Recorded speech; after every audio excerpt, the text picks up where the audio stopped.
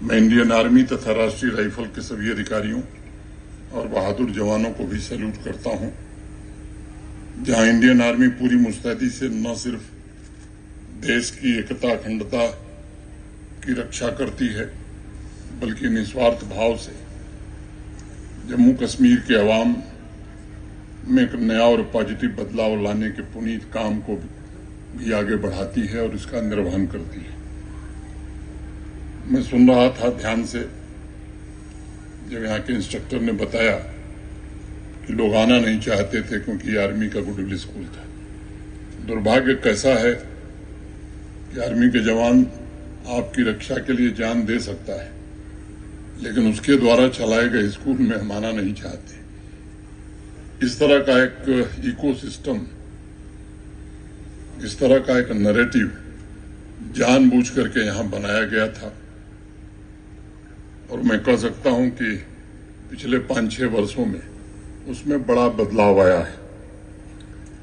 मैं मानता हूं कि भारतवर्ष में हजारों महापुरुषों की आकाशगंगा में बाबा साहब भीमराव अंबेडकर एक चमकते हुए सितारे थे।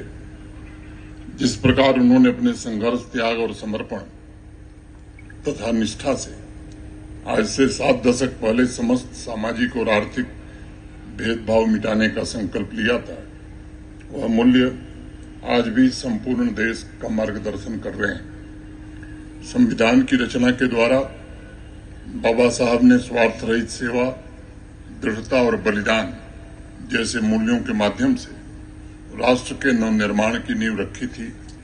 हमारी महिलाएं, हमारी बच्चियां पुरुषों से रत्ती भर कम नहीं है और इसलिए राष्ट्र निर्माण और समग्र विकास में नारी शक्ति की बराबर भागीदारी हो, इसका प्रयत्न पूरे देश में हो रहा है। हमें भी इस दिशा में और प्रयत्न करने की आवश्यकता है। महात्मा गांधी ने हरिजन पत्रिका में 5 नवंबर 1938 के अंक में एक लेख लिखा था। उसकी 2 पंक्तियां मैं उद्धृत करना चाहूंगा।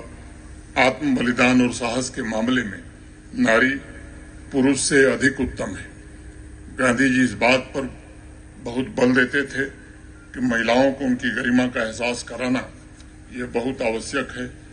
मैं मानता हूं कि शिक्षा, स्किल डेवलपमेंट, सेल्फ एम्प्लॉयमेंट के लिए आर्थिक सहायता भी एक प्रमुख माध्यम है जिसके जरिए महिलाओं को उनकी गरिमा का सम्मान दिया जा सकता है। उनकी क्षमता को पूरी तरह से समाज निर्माण के काम में लगाया जा सकता है।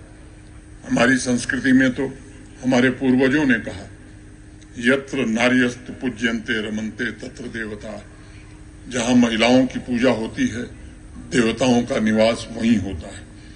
मेरा मानना है कि जम्मू कश्मीर में विमेन लेड डेवलपमेंट आतंकवाद, ड्रग एडिक्शन और अन्य सामाजिक बुराइयों को भी जड़ से उखाड़ फेंकने में जरूर मदद करेगा और आवाम वाकई में शांति, समृद्धि के लक्ष्य को प्राप्त कर सकेगा।